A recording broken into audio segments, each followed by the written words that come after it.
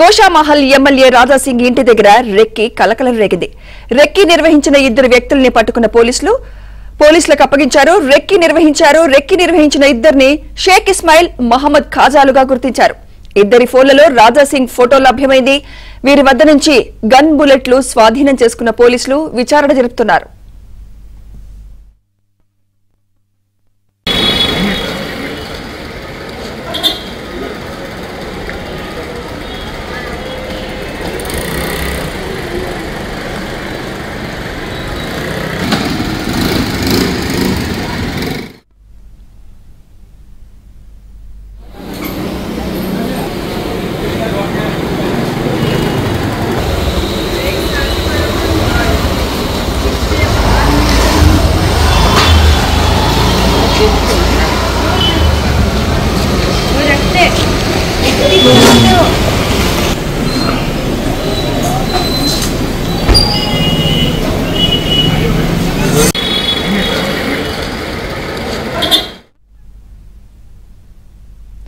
Goshamahal MLA Raja Singh ఇంటి దగ్గర recce కలకలం రేగింది. రెక్కి నిర్వహించిన ఇద్దరు వ్యక్తుల్ని పట్టుకున్న స్థానికులు పోలీసులకు అప్పగించారు. రెక్కి నిర్వహించిన ఇద్దరిని షేక్ ఇస్మాయిల్, మహమ్మద్ ఖాజాలుగా గుర్తించారు. ఇద్దరి ఫోన్లలో రాజాసింగ్ ఫోటో లభ్యమైంది. వీరి వద్ద నుంచి గన్ బుల్లెట్లు స్వాధీనం చేసుకున్న పోలీసులు విచారణ జరుపుతున్నారు. ఇదే అంశంపై మరింత సమాచారం మా క్రైమ్ కరెస్పాండెంట్ శశి అందిస్తారు. శశి, మరి ఈ రెక్కి నిర్వహించిన వాళ్ళ ఫోన్లలో రాజాసింగ్ ఫోటో లభ్యమైనట్టు తెలుస్తోంది. అలాగే వీరి వద్ద నుంచి గన్ బుల్లెట్లు కూడా స్వాధీనం చేసుకున్నట్టు తెలుస్తోంది. విచారణలో ఏ విషయాలు రాబట్టారు పోలీసులు శశి?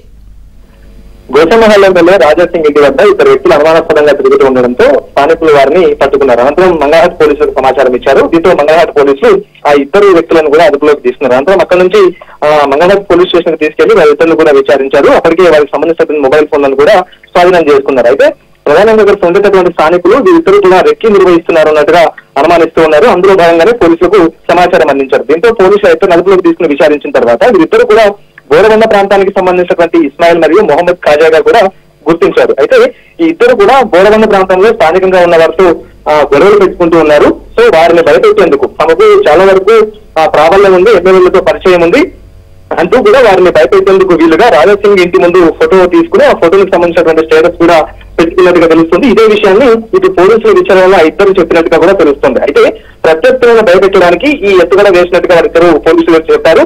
అయితే ఈ ఫోటోలను చూపించి రాజాసింగ్ ఇంటి వస్తున్నటువంటి ఫోటో స్టేటస్ తర్వాత ఇవన్నీ చూపించిన తర్వాత తన ప్రత్యర్థులు ఇవన్నీ చూసిన తర్వాత భయపడతారంటూ కూడా వారిని భయపెట్టేందుకే ఇవన్నీ పెట్టామంటూ కూడా ఇదంతా చేశామంటూ కూడా పోలీసుల ముందు చెప్పినట్టుగా కూడా తెలుస్తుంది. అయితే వారు చెప్పిన మాటల్లో వాస్తవం ఉందా లేదా అన్న అంశాల గురించి మంగళహాట్ పోలీసులు ఇప్పటికే వారిద్దరిని కూడా విచారిస్తున్నారు. వారిని వాళ్ళకి ఫోన్ తీసుకుని తనిఖీ చేసినప్పుడు ఆ ఫోన్ లో రాజాసింగ్ సంబంధించిన ఫోటోలు కూడా కనిపించినట్టుగా తెలుస్తుంది. తర్వాత ఇద్దరితో బుల్లెట్ కూడా స్వాధీనం చేసినట్టుగా ప్రస్తుతం వార్తలు వస్తున్నాయి. ఆ విషయాల గురించి మంగళహాట్ పోలీసులుగా ధృవీకరించాల్సిన అవసరం అయితే ఉంది. మొత్తానికి మాత్రం ఈ ఇద్దరు నిజంగా ప్రత్యర్థులు భయపెట్టడానికి రాజాసింగ్ ఇంటి వద్దకు వచ్చి ఫోటోలు తర్వాత స్టాటస్ ఇవన్నీ చేశారా, లేకపోతే ఇంకా వేరే ఏదైనా కోణం ఉన్న అంశాల గురించి మంగళహాట్ పోలీసులు దర్యాప్తు చేస్తూ ఉన్నారు. మొత్తానికి ఇద్దరు వ్యక్తులు కూడా మంగళహాట్ పోలీసుల ఆధీనంలోనే ఉన్నారు. అంటే శశి, ఇప్పుడు ఈ రెక్కి నిర్వహించిన ఇద్దరిని షేక్ ఇస్మాయిల్, మహమ్మద్ ఖాజాలుగా గుర్తించినట్టు తెలుస్తోంది. ఎవరు వీళ్ళు, ఎక్కడి నుంచి వచ్చారు, వీళ్ళ బ్యాక్గ్రౌండ్ ఏంటి శశి అసలు?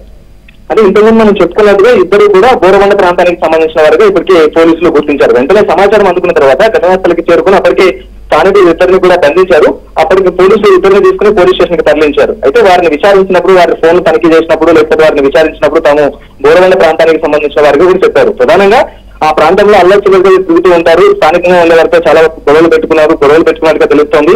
సో గొడవలు పెట్టుకున్న నేపథ్యంలో వారిని భయపెట్టేందుకు లేకపోతే వారిని ఇబ్బంది పెట్టేందుకు వీలుగా తమకు బ్యాక్గ్రౌండ్ ఉంది అని చెప్పుకోవడానికి రాజాసింగ్ ఇంటి ముందుకు వచ్చి వారంతా కూడా ఈ తరహాలో చేసినట్టుగా పోలీసులు భావిస్తూ ఉన్నారు. కానీ వారు కూడా విషయంలో ఇదే చెప్పినట్టుగానే తెలుస్తుంది. సో ఈ అంశానికి సంబంధించి ఇంకా మరింత క్లారిటీ రావాలంటే పోలీసులు వారి నుంచి ఇంకా మరింత సమాచారం సేకరించాల్సిన అవసరం అయితే ఉంది. ఒకవైపు బుల్లెట్ కూడా స్వాధీనం చేస్తున్నారంటూ కూడా వార్తలు వస్తున్నాయి. కాబట్టి అవి నిజమా కాదా, ఒకవేళ బుల్లెట్ స్వాధీనం చేసుకుంటే అవి ఎక్కడి నుంచి వచ్చాయి, ఎందుకు బుల్లెట్లు వీళ్ళు క్యారీ చేశారన్న అంశాల గురించి క్లారిటీ రావాల్సింది. ఒకవేళ బుల్లెట్లు వారి దగ్గర ఉంచుకుని రాజాసింగ్ ఇంటి ముందుకు ఎందుకు వచ్చారు, నిజంగా రాజాసింగ్ మీద దాడి చేయడానికైనా లేకపోతే ఇప్పటికే రాజాసింగ్ చాలా బెదిరింపు కాల్స్ వస్తూ ఉన్నాయి. వివిధ ప్రాంతాల నుంచి కూడా ఆయనకు బెదిరింపు కాల్స్ వస్తున్నాయంటూ కూడా ఇటు డీజీపీకి తర్వాత సిపి కూడా పలుమార్లు ఆయన ఫిర్యాదు చేశారు. ఇలాంటి సందర్భంలో ఈ ఫిర్యాదుల నేపథ్యంలో మరోసారి ఇద్దరు యువకులు ఆయన ఇంటి ముందు రెక్కి నిర్వహిస్తాం. ఆ తర్వాత ఒకవేళ జరిగినటువంటి మాట వాస్తవం అయితే బుల్లెట్ ఎందుకు తీసుకొచ్చారు అంశాల గురించి మరింత లోతుగా విచారించాల్సిన అవసరం అయితే ఉంది. మరి కాసేపు ఈ అంశం మీద రాజసింగ్ కూడా స్పందించేటటువంటి అవకాశం ఉంది.